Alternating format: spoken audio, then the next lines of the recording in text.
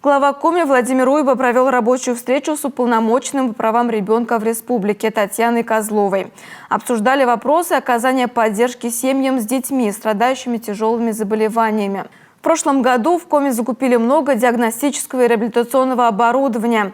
На базе Республиканской детской больницы открылось отделение детской нейрореабилитации. Увеличивается количество детей-инвалидов, которые отдыхают в республиканском санатории «Северное сияние». Востребованность этого направления способствовала переходу учреждения на круглогодичный режим работы. В Сыктывкаре на базе республиканского Кочпинского интерната открыли центр дневного пребывания для детей с инвалидностью «Интеграция».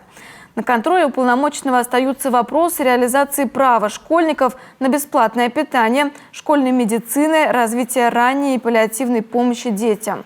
В завершении встречи Татьяна Козлова поблагодарила Владимира Уйба за социально ориентированную политику, реализуемую в регионе, где приоритетное внимание уделяется поддержке семей и детей.